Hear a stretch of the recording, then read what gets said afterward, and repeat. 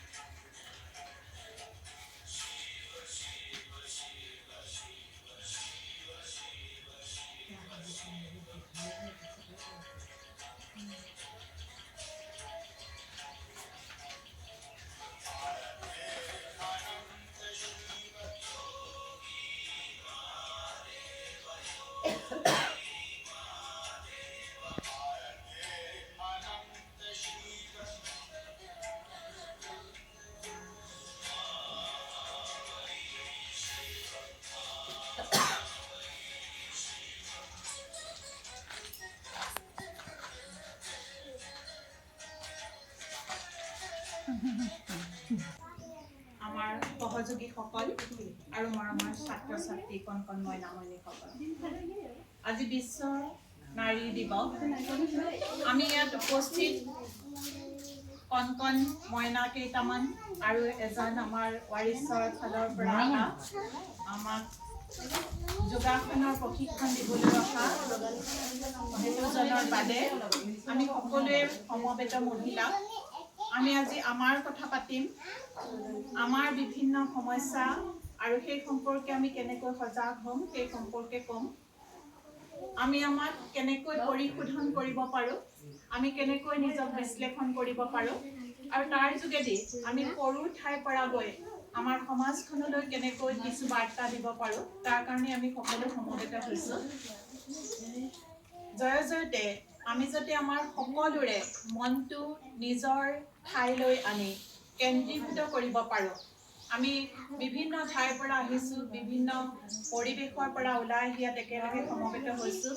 আমি বাটত হয়তো কিবা বেয়া কথা দেখি আহিছোঁ, আমাৰ মাজত বেয়া চিন্তা চৰ্চাৰ বিভিন্ন বাতৰি কাকত বা বিভিন্ন জনসংযোগৰ মাধ্যমত আমাৰ বেয়া চিন্তা কিছুমানে মনৰ মাজত বান্ধ লৈ আছে।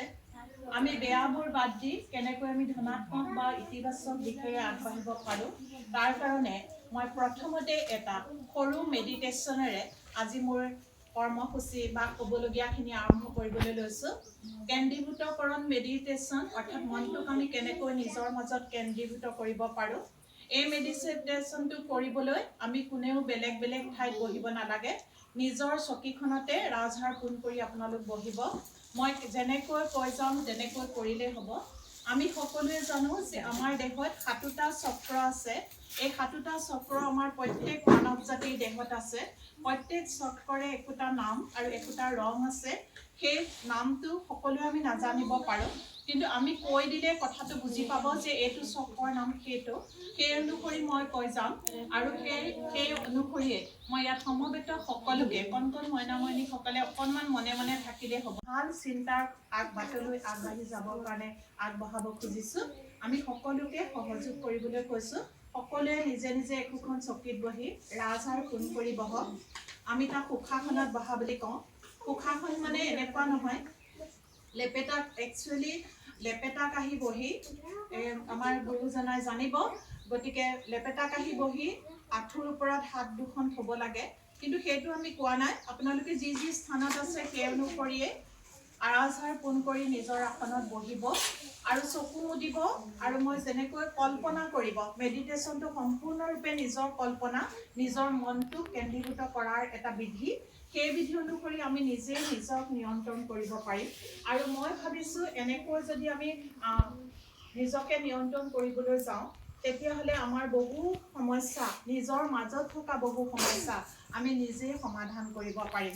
সেইকাৰণে মই সকলোকে সহযোগিতা আগবঢ়াবৰ কাৰণে অনুৰোধ জনাইছোঁ। মই অকণমান এটা মিউজিক বজাই থ'ম ইয়াত, আৰু সেইটোৰ পৰা যাতে আমাৰ মনটো ভগৱত চিন্তাৰ ফালে কেন্দ্ৰীভূত হয়, সেইটোকে আমি কামনা কৰিম।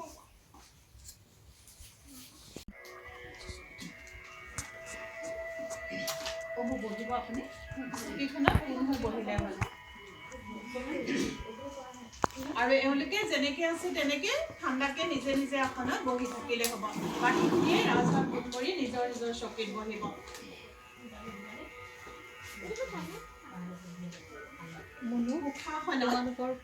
চকীতে বহক আৰু চকুকেইটা মুদক।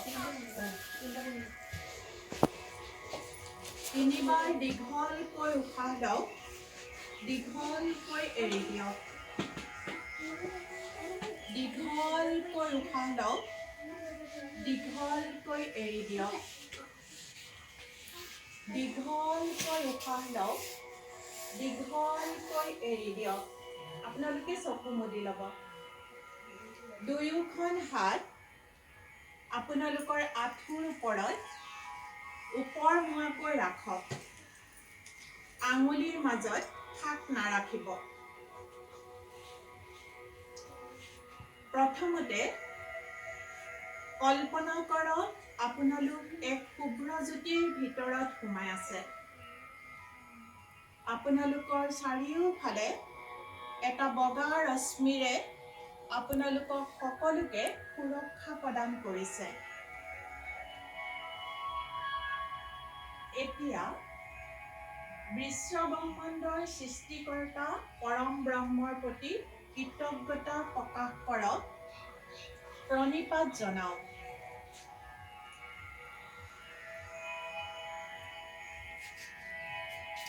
তাৰ পিছত আপোনাৰ পিতৃ আৰু মাতৃক সেৱা জনাওক, আপোনাক এই মোহনীয়া পৃথিৱীলৈ অনাৰ বাবে।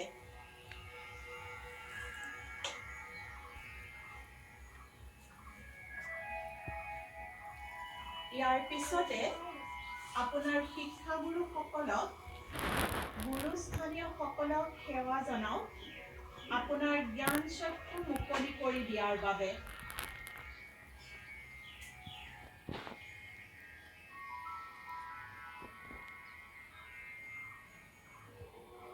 ইয়াৰ পিছতে আপুনি আপোনাৰ শুভাকাংক্ষীসকলক কৃতজ্ঞতা জনাওক আৰু এৰি দিয়ক।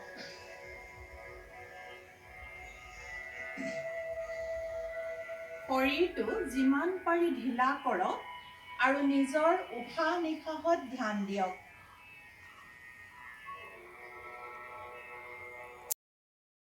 বাবে মই কাকো খং নকৰোঁ।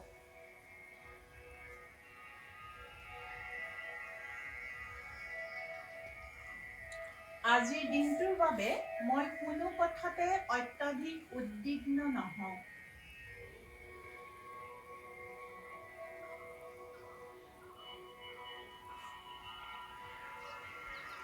আজিৰ দিনটোত মই পাৰিলে কাৰোবাৰ উপকাৰ কৰিম, নহ'লেও কাৰো অপকাৰ নকৰোঁ।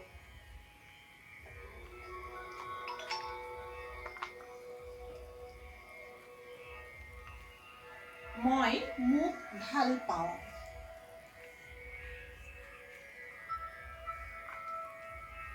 মোকো সকলোৱে ভাল পায়। এই পৃথিৱীৰ সকলো প্ৰাণীকে মই ভাল পাওঁ।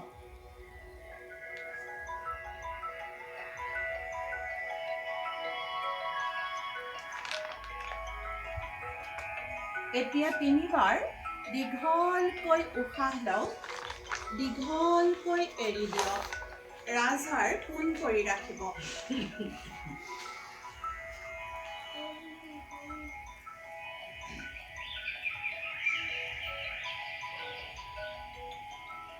এতিয়া কল্পনা কৰক, আপোনাৰ মূৰৰ পৰা 18 ইঞ্চিমান ওপৰত এটা সোণালী ৰঙৰ বল আছে।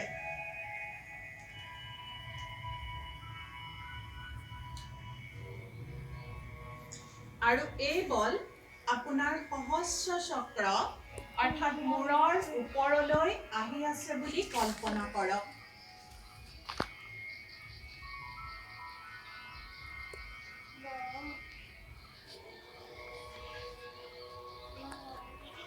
নাকেৰে দীঘলকৈ উশাহ লওক আৰু মুখেৰে জোৰকৈ হাঁহ শব্দ আপোনাৰ আজ্ঞাচক্ৰ বা কপালৰ 2 চেলাউৰিৰ মাজত প্ৰৱেশ কৰিছে বুলি কল্পনা কৰক।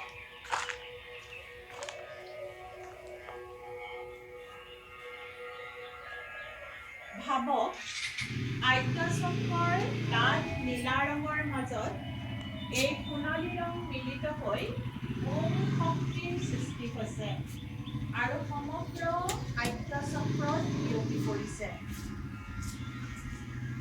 মনেৰে ওম উচ্চাৰণ কৰিবলৈ চেষ্টা কৰক।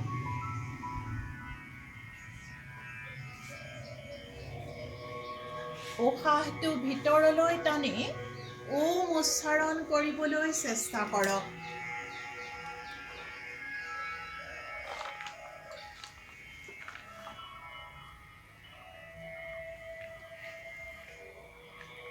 এয়া আপোনাৰ অতীন্দ্ৰিয় শক্তি জাগ্ৰত হৈছে। আপোনাৰ ঋণাত্মক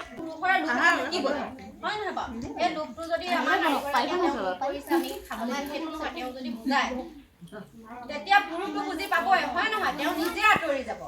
সেইটো যদি প্ৰত্যেকজনী নাৰীয়ে থকা কাৰো সংসাৰত কাৰো ঘৰত কাৰো গৃহতে একো নহয় কিন্তু আমাৰ এতিয়া মহিলাৰ শত্ৰু তাক ক'ব নোৱাৰে হয় নাই বাৰু এতিয়া মই কথা কৈছোঁ মই অকলশৰীয়া দেখি মোক 1000জন আহিব কিন্তু মই যদি সুবিধা নিদিওঁ মোক জানো কোনোবা টাচ কৰিব পাৰিব কেতিয়াও নোৱাৰে হয় নহয় বাৰু সেইটো কাৰণে কৈছোঁ আমাৰ নাৰীয়ে নাৰীৰ শত্ৰু আৰু কাকনো কি ক'ম ক'বলৈ দেখোন বাকীয়ে নাথাকে ক'বলৈ গ'লেও যাৰে চব নাৰী একেই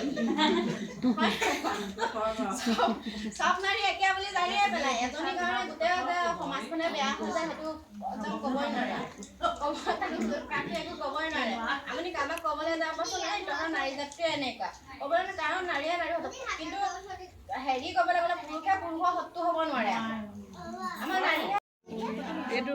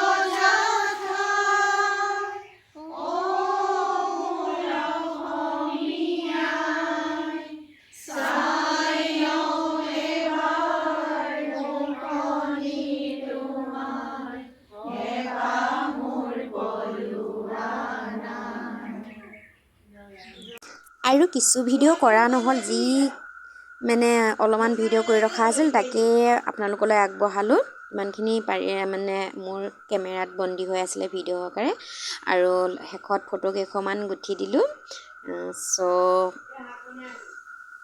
আজি আমাৰ আন্তৰ্জাতিক নাৰী দিৱস এনেদৰে উদযাপন কৰিলোঁ আপোনালোকলৈ এই কিছু মুহূৰ্ত আগবঢ়ালোঁ ভিডিঅ' কৰা তেনেকৈ নহয় যিহেতু ইপিনে সিপিনে লাগি থাকোঁতে যায় শেষত সকলোকে বহুত বহুত ধন্যবাদ জনালোঁ